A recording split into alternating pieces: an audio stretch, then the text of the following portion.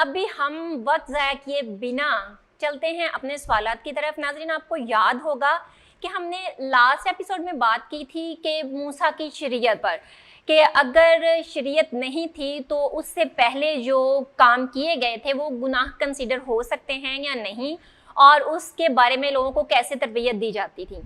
اچھا, اس کے بعد ایک اور کویسچن آیا ہے ہمارے پاس کہ اگر موسوی شریعت سے پہلے گناہ کو پہچاننے کا کوئی معیار نہیں تھا, کوئی سٹیٹس نہیں بنا تھا, کوئی پابندیاں نہیں تھیں, تو پھر ایسا کیوں ہے کہ پہلے نوح کا طوفان آیا, پھر سدوم اور عمورہ پہ بھی کس طرح سے آگ آئی اور ان کو بھسم کیا گیا, اور اس طرح سے ہم ان چیزوں کو دیکھتے ہیں تو ہمیں سمجھ میں نہیں آتا کہ یہ شریعت سے پہلے ایسا کیوں ہوا. اور پھر موسوی شریعت, جب پہلے کویسچن میں ہم نے بات کی تو اس میں ہمیں ڈیٹیل میں یہ بتایا گیا کہ کوئی بات نہیں, تب شریعت نہیں ملی تھی.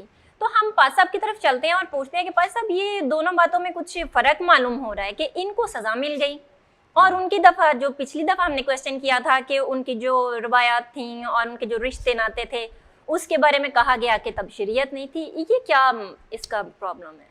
جو آپ نے سوال پوچھا ہے اس کو میں تھوڑا ریفریز کرنے کی کوشش کروں گا کہ مجھے اس کی کیا سمجھ آئی ہے, تاکہ پھر ناظرین کو اسی کے حساب سے جواب دیا جا سکے. پچھلی بار ہم نے یہ بات کی تھی کہ موسیٰ کی شریعت سے پہلے جو گناہ ہوئے یا جو ایسے کام کیے لوگوں نے جو اب گناہ کے زمرہ میں آتے ہیں, مثال کے طور پر لوط اور اس کی بیٹیوں کا جو واقعہ تھا, تو یہودا کا اور اس کی بہو کا جو واقعہ تھا, اس حوالے سے میں نے یہ جواب دیا تھا کہ چونکہ اس وقت موسوی شریعت موجود نہیں تھی, جی ٹھیک ہے, یعنی کہ گناہوں کو پہچاننے کا معیار نہیں تھا موسیٰ کی شریعت, کیونکہ موسیٰ کی شریعت میں کہا گیا کہ اب سے خونی رشتوں میں, ان رشتوں میں آپ جسمانی تعلق نہیں قائم کر سکتے. تو اس سبب سے وہ گناہ کنسیڈر ہی نہیں ہوتا. جب گناہ کو پہچاننے کے لیے کوئی کسوٹی ہی نہیں ہے ہمارے پاس, کوئی اسٹینڈرڈ ہی نہیں دیا گیا, تو پھر اس کو ہم گناہ کس طرح سے کہہ سکتے ہیں؟ تو بھائی صاحب یہ سدوم اور عمورہ میں اسی طرف آ رہا ہوں نا, مجھے جو سمجھ آ رہی ہے جی کہ اس سوال کی یہ سمجھ آ رہی ہے کہ اگر اس سے پہلے شریعت نہیں تھی, اس سے پہلے گناہ کو پہچاننے کا کوئی معیار نہیں تھا, اگر یک حکمی شریعت تھی آدم کے دور میں خصوصی طور پہ, تو پھر سدوم اور عمورہ کو خدا نے کیوں تباہ کیا؟ وہ تو موسوی شریعت سے پہلے ہی تھے. اسی طرح سے پھر نوح کا جو طوفان آیا وہ کیوں آیا؟ خدا نے تب بھی پوری دنیا کو غرق کر دیا. میرا خیال ہے یہی شاید آپ کا سوال تھا. ہاں جی, اچھا خیر, یہ جس نے بھی سوال پوچھا ہے, سوال دلچسپ ہے, اچھا سوال ہے, اور اس کا جواب ہم بائبل مقدس میں سے ہی دینے کی کوشش کریں گے. دیکھیے, جو یک حکمی شریعت کی بات میں کر رہا تھا وہ آدم اور حوا کے حوالے سے میں نے کی تھی کہ جب خدا نے آدم اور حوا کو بنایا تھا تو ان کو ایک ہی حکم دیا تھا. وہ یک حکمی یعنی کہ ایک حکم پر مشتمل شریعت تھی, اور وہ کیا تھا کہ جو درخت باغ کے درمیان میں اس کا پھل آپ نے نہیں کھانا. اس کے بعد اگر آپ خصوصی طور پہ یہ بات کر لیں پیدائش 6 باب میں جو لکھا ہوا ہے نوح کے طوفان کا, جہاں پہ ذکر شروع ہوتا ہے, تو میں آپ کو پڑھ کے بتانا چاہوں گا کہ یہاں پر اصل میں لکھا کیا ہے. لکھا ہے, جب روئی زمین پر آدمی بہت بڑھنے لگے اور ان کے بیٹیاں پیدا ہوئیں. کون بڑھنے لگے؟ آدمی. اور ان کے بیٹیاں پیدا ہوئیں تو خدا کے بیٹوں نے آدمی کی بیٹیوں کو دیکھا کہ وہ خوبصورت ہیں اور جن کو انہوں نے چنا ان سے بیاہ کر لیا. تب خداوند نے کہا کہ میری روح انسان کے ساتھ ہمیشہ مزاحمت نہ کرتی رہے گی, کیونکہ وہ بھی تو بشر ہے, تو بھی اس کی عمر 120 برس کی ہوگی. ان دنوں میں زمین پر جبار تھے, اور بعد میں جب خدا کے بیٹے انسان کی بیٹیوں کے پاس گئے تو ان کے لیے ان سے اولاد پیدا ہوئی. یہی قدیم زمانہ کے سورما ہیں جو بڑے نامور ہوئے. تو دراصل یہاں پہ آپ کو ایک بہت بڑا کاز ملتا ہے خدا کی ججمنٹ کا. خدا نے کیوں ان کو جج کیا, کیوں ان کو پنش کیا, اس کی بہت بڑی وجہ یہاں پر ملتی ہے. وجہ اب کیا ہے؟ دیکھیے, خدا نے 2 الگ مخلوقات بنائی تھیں, انسان اور فرشتگان. یہ دونوں الگ الگ ہیں. اب یہاں پر جو خدا کے بیٹے ہیں ان سے مراد فرشتگان ہیں, اور جو انسان کی بیٹیاں ہیں, آدمی کی بیٹیاں, ان سے مراد اس دنیا کی جو خواتین ہیں, جو انسان ہے وہ اس سے مراد ہے. اچھا, بائی دا وے کچھ لوگ کہتے ہیں کہ اس سے مراد سیت کی نسل ہے. جو خدا کے بیٹے ہیں اس سے مراد سیت کی نسل ہے, اور جو انسان کی بیٹیاں ہیں اس سے مراد قائن کی نسل ہے. تو وہ اس کا آرگیومنٹ یہ دیتے ہیں کہ خدا نے قائن کو اپنے حضور سے نکال دیا تھا, اس لیے اس کی نسل جو ہے خدا کے حضور سے نکل گئی, اور اسی سبب سے وہ خدا کے بیٹے بیٹیاں نہیں ہو سکتے, وہ انسان کے بیٹے بیٹیاں کہلائیں گے. جبکہ جو سیت تھا, سیت سے آگے لکھا ہے کہ راست بازوں کی نسل چلی, تو اس سبب سے جو ہے وہ خدا کا بیٹا یا اس کی نسل جو ہے وہ خدا کے بیٹے کہلاتے ہیں. لیکن اس میں اس پہ اعتراض، میرا اعتراض یہ ہے کہ دیکھیں پہلے نمبر پر تو مسئلہ اس میں یہ آتا ہے کہ اگر انسان ہی انسانوں کے ساتھ ملاپ کر رہے ہیں، دیکھیں تھا تو قائن بھی انسان، اس کی نسل بھی انسان تھی، آگے حابل جو ہے اس کی نسل سے بھی انسان ہی تھے، تو اگر انسان ہی انسانوں کے ساتھ ملاپ کر رہے ہیں تو ان سے جبار اور سور میں کیوں پیدا ہو رہے ہیں؟ ان سے نارمل اولاد کیوں پیدا ہو رہی ہے؟ نارمل بچے کیوں نہیں پیدا ہو رہے؟ ایک بات۔ دوسری بات یہ ہے کہ جو یہ خدا کے بیٹے والی اصطلاح ہے، یہ انسانوں کے لیے پرانے عہد نامہ میں پہلی بار بنی اسرائیل کے لیے استعمال ہوئی تھی، اس سے پہلے خدا نے کسی انسان کو اس طرح سے اپنا بیٹا نہیں کہا۔ نئے عہد نامہ میں یسوع مسیح کو جو قبول کر لیتے ہیں وہ راست بازی کے سبب سے خدا کے بیٹے کہلاتے ہیں۔ جی، تو اس سبب سے جس دور کی یہ بات ہے، اس دور میں تو خدا کسی کو اپنا بیٹا کہتا نہیں ہے، برعکس اس کے پیدائش کی کتاب اور جو ایوب نبی کی کتاب ہے، ان دونوں کا لکھا جانے کا جو ٹائم ہے وہ سیم بتایا جاتا ہے۔ ہمارے اسکالرس کہتے ہیں کہ وہ ٹائم سیم ہے۔ اگر آپ ایوب نبی کی کتاب پڑھیں تو اس کے پہلے چیپٹر میں آپ کو ملتا ہے کہ ایک دن خدا کے بیٹے اس کے حضور میں اکٹھے ہوئے، وہاں پر فرشتگان کا ذکر ہے کہ خدا کے بیٹے یعنی کہ جو فرشتگان ہیں وہ اس کے حضور اکٹھے ہوئے، جس سے ہمیں یہ سمجھ میں آتا ہے کہ جس دور میں ایوب کی کتاب لکھی گئی یا پیدائش کی کتاب، اس دور میں خدا کے بیٹے کی جو اصطلاح ہے وہ فرشتگان کے لیے استعمال ہوتی تھی، انسانوں کے لیے بعد میں استعمال ہونا شروع ہوئی ہے۔ تو اس سبب سے یہ کہنا کہ وہ سیت کی نسل تھی خدا کے بیٹے اور قائن کی نسل جو ہے اس سے مراد انسان کی بیٹیاں آدمی کی، تو یہ ایک میں سمجھتا ہوں کہ غلط نظریہ، یہ بائبل اس کو جسٹیفائی نہیں کرتی، اور اگر کوئی جاننا چاہے گا تو ہمیں ضرور کہہ سکتا ہے، وہ مطالبہ کر سکتا ہے، ہم اس کے اوپر مفصل ایک بحث کر سکتے ہیں، جتنے بھی آرگیومنٹس ہیں ان سارے آرگیومنٹس کو ہم دیکھیں گے جن سے یہ ثابت کرنے کی کوشش کی جاتی ہے کہ انسانوں نے ہی آپس میں ملاپ کیا تو ان سے ہی جبار اور سور میں پیدا ہوئے۔ البتہ ایسی بات نہیں ہے، ہم پرانا عہد نامہ جو ہے وہاں سے، نیا عہد نامہ وہاں سے بھی، اور حتیٰ کہ ہمیں ایسی اور بہت ساری ایکسٹرا ببلیکل جن کو ہم کہہ سکتے ہیں روایات ملتی ہیں جن کے مطابق یہ فرشتگان تھے جنہوں نے آ کر انسانوں کے ساتھ تعلقات قائم کیے، اور یہی سبب تھا کہ خدا نے دنیا کو تب غرق کر دیا۔ میں آپ کو ایک اس کی دنیاوی مثال دیتا ہوں۔ جاپان گاڑی بناتا ہے کوئی، وہ جاپان گاڑی بنا کر پاکستان میں بیچتا ہے اور پاکستان میں وہ گاڑی خریدی جاتی ہے۔ پاکستان کیا کرتا ہے کہ اس گاڑی میں سے اپنے پرزے، ان کے پرزے نکال کے اس میں سستے پرزے ڈال کے، ٹھیک ہے، اس کو عالمی منڈی میں بیچنے کی کوشش کرتا ہے۔ جب جاپان کو پتہ چلے گا تو جاپان کیا کرے گا؟ اوبویسلی اسے برا لگے گا۔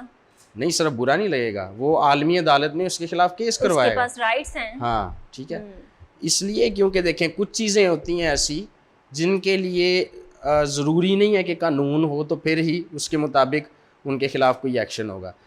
جو نیچرل تھا، جو خدا کا سسٹم بنایا گیا تھا نیچرل، وہ یہ تھا کہ انسان الگ ہے، فرشتگان الگ ہے۔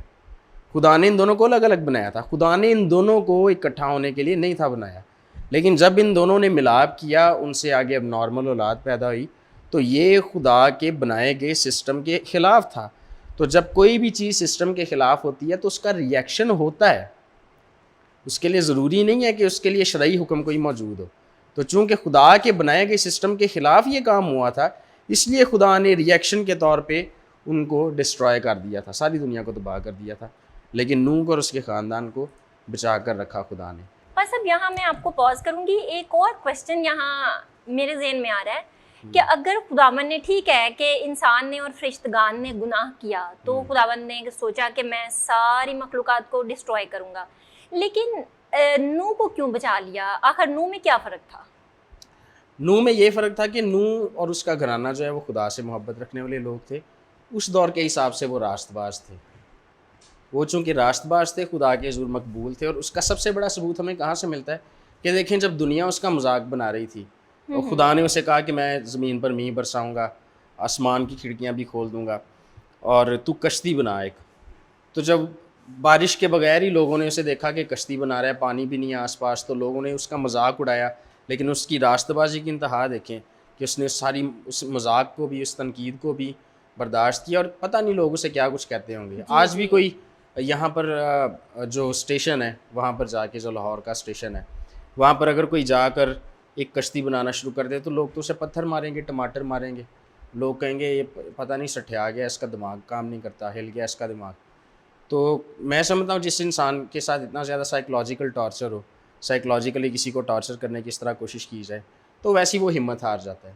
لیکن نوح کی راست بازی کی ہمیں یہ مثال ملتی بائبل میں کہ خدا نے جب اسے حکم دے دیا کہ کشتی آپ نے بنانی ہے تو اس نے خدا کے حکم کو زیادہ ترجیح دیا بجائے اس کے کہ وہ لوگوں کے تانوں کو اور لوگوں کی جو تنقید تھی اس کو ترجیح دیتا.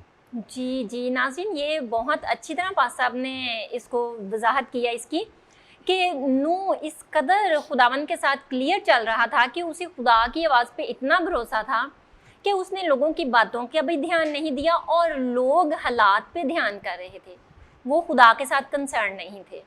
تو پاس صاحب بہت شکریہ، بہت اچھے طریقے سے یہ کلیئر کیا کہ نوح راست باز تھا اور خدا کی آواز کو اس نے اس قدر اعتماد کے ساتھ اور کلیئرلی سنا کہ اس نے لوگوں کی باتوں کی بھی پرواہ نہیں کی. لیکن اسی وقت میں وہ لوگ بھی تھے جو اس پر ہنستے تھے اور خدا کی ساری پلاننگ سے بے بہرا تھے.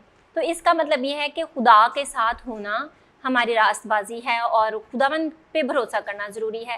بس اب ایک اور یہاں کوشچن بنتا ہے کہ متی 22 باب میں آپ نے دیکھا ہے کہ وہاں لکھا ہوا ہے کہ آسمان پہ سب فرشتوں کی مانند ہوں گے، وہاں شادی کا کوئی کانسیپٹ نہیں ہے. تو یہاں ہم یہ دیکھتے ہیں کہ فرشتوں نے جی انسان کی بیٹیوں سے شادیاں کی. تو پھر یہ کانسیپٹ کس طرح سے ہے؟ کچھ تھوڑا سا اس میں کنفیوژن ہے.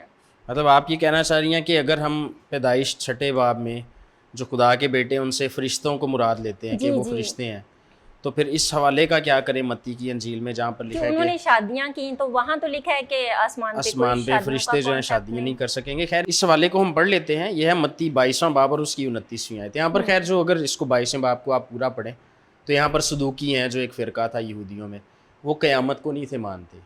تو چونکہ ہر روز خدا یسوع مسیح کہتے تھے قیامت اور زندگی تو میں ہوں، پھر انہوں نے قیامت قیام سے لفظ دوبارہ کھڑے ہو جانے سے، دوبارہ زندہ ہونے سے، انہوں نے لازر کو بھی زندہ کر کے دکھایا. تو اس سبب سے جو صدوقی تھے وہ چونکہ اس بات کے مخالف تھے تو اس لیے انہوں نے خدا یسوع مسیح سے سوال کیا کہ ایک عورت تھی جس نے ایک مرد سے شادی کی، اس کا شوہر فوت ہو گیا، اس نے اپنے مرے ہوئے شوہر کے چھوٹے بھائی سے شادی کی، وہ بھی فوت ہو گیا، پھر اسے چھوٹے کے ساتھ شادی کی، وہ بھی فوت ہو گیا. کل ملا کر 7 بھائی تھے، 7 کے 7 فوت ہوئے، آخر میں وہ عورت بھی فوت ہوگی. تو آپ تو چونکہ مانتے ہیں، آپ تو چونکہ کہتے ہیں کہ قیامت ہوگی، تو ہمیں یہ بتائیے کہ قیامت والے دن وہ بیوی کس کی ہوگی؟ کیونکہ وہاں پہ تو جھگڑا شروع ہو جائے گا. وہ 7 کے 7 جو ہیں وہ بات کہیں گے تو میرے ساتھ آگے کھڑی ہے، تو میری بیوی ہے. تو اس کے جواب میں پھر خدا یسوع مسیح نے 29ویں آیت میں لکھا ہے، یسوع نے جواب میں ان سے کہا تم گمراہ ہو اس لیے کہ نہ کتاب مقدس کو جانتے ہو نہ خدا کی قدرت کو، کیونکہ قیامت میں بیاہ شادی نہ ہوگی بلکہ لوگ آسمان پر فرشتوں کی مانند ہوں گے. اچھا، یہاں پر جو غور طلب بات ہے وہ یہ ہے کہ قیامت میں بیاہ شادی نہ ہوگی. جی جی ٹھیک ہے، ریزوریکشن جب ہوگی تب بیاہ شادی نہ ہوگی، جبکہ پیدائش 6 باب جو ہے وہاں پہ ریزوریکشن کی کوئی بات نہیں ہے. وہاں پہ جو لوگ تھے جن کے ساتھ فرشتوں نے آ کے شادیاں کی ہیں وہ ریزوریکٹڈ باڈیز نہیں تھیں ان کی. ٹھیک ہے، ایک بات. دوسرے نمبر پر اگلی جو بات لکھی ہوئی ہے وہ یہ ہے بلکہ لوگ آسمان پر فرشتوں کی مانند ہوں گے. یہ آسمان کی بات ہو رہی کہ آسمان پر شادیاں نہیں ہوتی، وہاں پر فرشتے شادی نہیں کرتے. جبکہ جو پیدائش 6 باب والا واقعہ وہ زمین پر ہوا تھا. فرشتگان نے انسانوں کی بیٹیوں کے ساتھ جو زمین پر موجود تھی آ کر تعلق قائم کیا، اور جب بار اور سور میں پیدا ہوئے، اور تاریخ بھری پڑی ہے، علم سارے قدیمہ کے اتنے سارے شواہد ہیں، اتنے سارے جو ماہرین ہیں اس کے، انہوں نے اتنے ساری ایویڈنسز پیش کی ہیں، انہوں نے کھدائیاں کی، ایکسکیویشن کی بہت ساری دنیا کی جگہوں میں، جہاں سے ان کو اتنے بڑے ڈھانچے ملے ہیں جن کی ہائٹ جو ہے 15 فیٹ ہے، پھر 20 فٹ تک کے انسانی ڈھانچے ملے ہیں ان کو 20 فٹ تک کے. اور یہ وہی جب بار آپ دیکھیں داؤد نے جاتی جولیا سے جو وہ جاتی جولیت بھی بالکل اسی نسل سے تھا. اب یہاں پر یہ بھی سوال پیدا ہوتا ہے کہ وہ تو تباہ ہو گئے تھے سارے طوفان میں، تو پھر جاتی جولیت کہاں سے بعد میں آ گیا؟ تو خیر آپ پیدائش 6 باب بھی پڑھیں تو وہاں پر لکھا ہے کہ ان کی روحیں آگے کو بھی رہیں. اور یہ جو فالن اینجلس تھے، جو گرائے ہوئے فرشتے تھے، انہوں نے یہ کام وہیں پہ نہیں بس ختم کر دیا، یہ آگے بھی چلتا رہا. لیکن ایک بہت بڑا سبجیکٹ ہے اور میرے جو پسندیدہ ترین سبجیکٹس ہیں ان میں سے ایک ہے یہ. اس پر بات کرنا مجھے بہت اچھا لگتا ہے، لیکن چونکہ وہ ایک الگ بحث شروع ہو جائے گی اس لیے اس کو ہم پھر کسی وقت کے لیے چھوڑتے ہیں. البتہ جو دیکھنے والے ہیں ان کا اگر ان کی یہ خواہش ہو کہ وہ اس کے اوپر سیکھنا چاہیں یا سیکھنا چاہتے ہیں، جاننا چاہتے ہیں مزید، تو پھر ہم ضرور اس کے اوپر گفتگو کریں گے آگے. ناظرین، آپ نے دیکھا کہ ہم نے تو پاس صاحب سے 2 کویسچن مزید ایک کویسچن کے عوض میں 2 کویسچن اور کیے تھے، لیکن انہوں نے ایک بہت اچھی بات خود سے بھی بتا دی ہے. تو یہ واقعی ایک انٹرسٹنگ ٹاپک ہے. ہم کوشش کریں گے کہ پھر کسی ایپیسوڈ میں اس کے اوپر تفصیل سے بات کریں. جی. تو یہ کویسچن ہم یہاں امید کرتی ہوں کہ اچھی طرح سمجھ چکے ہیں اور امید کرتی ہوں کہ آپ لوگ برکت پا رہے ہیں.